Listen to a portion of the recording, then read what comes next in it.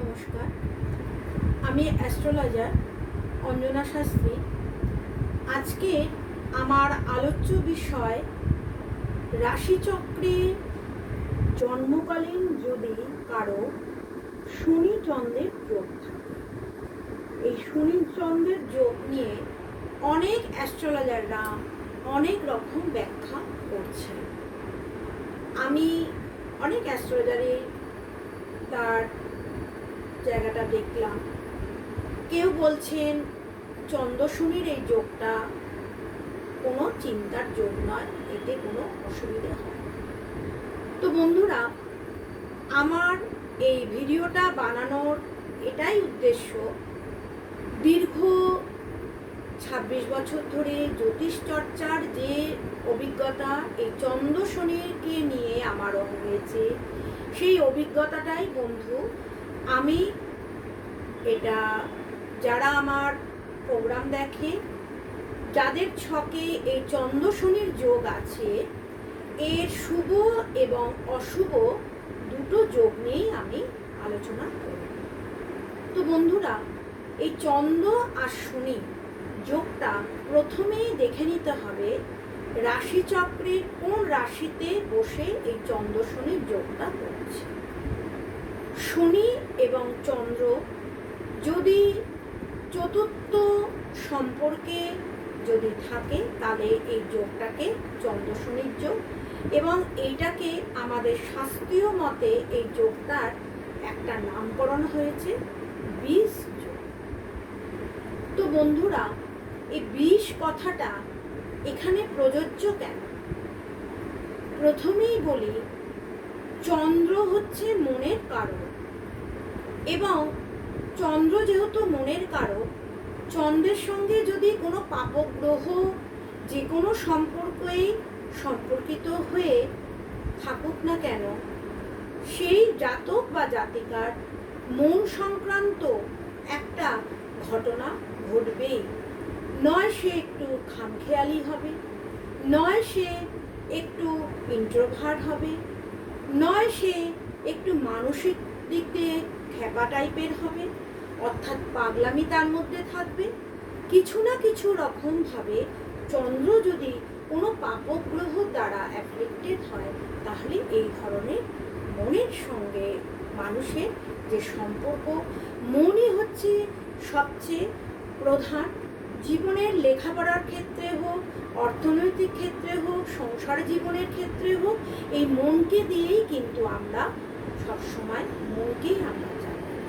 যদি আমাদের মন ভালো না থাকে, যতই আমাদের টাকা পয়সা, যতই আমাদের বুদ্ধি থাকুক না কেন, ব্রেনটা আমাদের যতই শার্প হোক না কেন, এই মন যদি আমাদের খারাপ থাকে, তাহলে বন্ধুরা আপনারা সবাই জানেন মন খারাপ হলে আমাদের কিছুই ভালো লাগে না। তো সুতরাং এই মনকে নিয়ে আমাদের আজকের এই আলোচনা।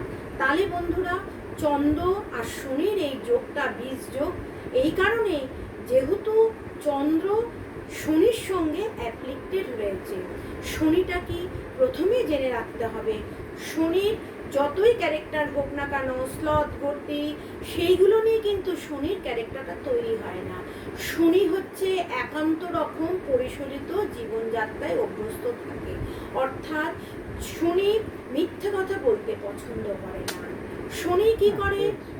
শনি আমাদের বুদ্ধিটাকে, আমাদের ব্রেনটাকে ঠিকঠাক চালিত করতে পারে। কিন্তু যদি চন্দ্র শনির যোগ হয়, তাহলে শনি কি করবে? যে ব্যক্তির চন্দ্র অ্যাপ্লিক্টেড হয়ে গেল শনির সঙ্গে, তার হয়তো অনেক কিছু চাহিদা আছে, সে তার চাহিদাটা শনি কি করবে? একেবারে, যেহেতু শনির একদম চাহিদা নেই, শনি একটা গ্রহ, যে গ্রহটাকে সবাই বাইরে রেখে দেয়, তার মানে তার পোশাক আশাক কখনো তার মধ্যে বড়লোকি পানা নেই। কিন্তু যে জাতক জাতিকা, যদি দেখা যায় চন্দ্রটা যদি বৃষ রাশিতে থাকে, যদি চন্দ্রটা যদি তুলা রাশিতে থাকে, সেই জাতক জাতিকা প্রচণ্ড কি হবে? প্রচণ্ড সাজতে ভালোবাসবে, প্রচণ্ড শৌখিন মানুষ। তখন সেক্ষেত্রে কিন্তু এই চন্দ্র শনির যোগটা কিন্তু বিষের মতো হবে। তার মন চাইবে নেওয়ার জন্যে, আর শনি চাইবে তোমাকে দেবো না। সে কখনোই অ্যাডজাস্ট করতে পারবে না এই চন্দ্র শনির যোগটা। সুতরাং চন্দ্র শনির যোগের আর একটা খারাপ দিক আমরা দেখলাম। এবার ভালো দিকটা হচ্ছে, যদি কুম্ভ রাশিতে থাকে, যদি মকর রাশিতে থাকে, সিংহ রাশিতে থাকে, তাহলে কি করে মানুষের মধ্যে একটা আধ্যাত্মিক চেতনা থাকে। তো বন্ধুরা, এই বীজযোগ সংক্রান্ত বিষয় বলতে গেলে অনেক অনেক কিছু কথা বলতে হয়। তবে এই 26 বছরের অভিজ্ঞতা থেকে এই চন্দ্র শনি যোগ থাকলে মায়ের সঙ্গে সম্পর্ক একেবারেই খারাপ হয়ে যায়। জাতক জাতিকার ছকে চন্দ্র শনি যোগ আছে, তার মায়ের প্রতি এতটাই ভালোবাসা থাকে, কিন্তু অপোজিটে দেখা যায় তার মা কঠোর এবং অত্যন্ত জেদি টাইপের হয়। তার ফলে যখন তার শনির কোনো দশা চলে বা কোনো শনির সাড়ে সাথী চলে, তখন মাতৃর সঙ্গে তার একটা বিভেদ হবেই বলে রাখছি। এটা আমার 26 বছরের জ্যোতিষ চর্চার একেবারে 100% অভিজ্ঞতা। আজ এই পর্যন্তই। আপনারা যাদের চন্দ্র শনির যোগ আছে, প্রথমে আপনারা আপনাদের চাহিদাটা অল্প আস্তে আস্তে আপনারা কমাতে থাকুন। আর আপনারা ডিপ্রেশনটাকে কোনো রকম আপনারা যোগার সঙ্গে যুক্ত থাকুন, কারণ এই যোগটা কিন্তু বিবেকানন্দের ছিল, এই যোগটা কিন্তু রামকৃষ্ণদেবের ছিলেন। কারণ কি, রামকৃষ্ণদেব আধ্যাত্মিক জগতের মানুষ ছিল, তার কোনো চাহিদা ছিল না, সে ঈশ্বর প্রেমিক ছিলেন, উনি মহাপুরুষ, তাই জন্য এই যোগটা শুভভাবে কাজে লেগেছে। কিন্তু বর্তমান সময়ে আমাদের চাহিদা এতটাই বেশি, সুতরাং এই চন্দ্র শনি বীজ যোগকে কখনোই অবহেলা করবেন না। যদি পারেন আপনারা এই বীজ যোগটাকে আপনারা তান্ত্রিক কোনো অ্যাস্ট্রোলজারের কাছে গিয়ে এই যোগটা কাটাবেন। এই যোগটাকে কখনোই অবহেলা করবেন না, কারণ এই মায়ের সঙ্গে যুক্ত এই যোগটা মাকে আপনার জীবন থেকে সরিয়ে দেবে, এটা কিন্তু হবেই হবে। তাই বন্ধুরা, আপনারা অবশ্যই ভালো অ্যাস্ট্রোলজারের কাছে যাবেন।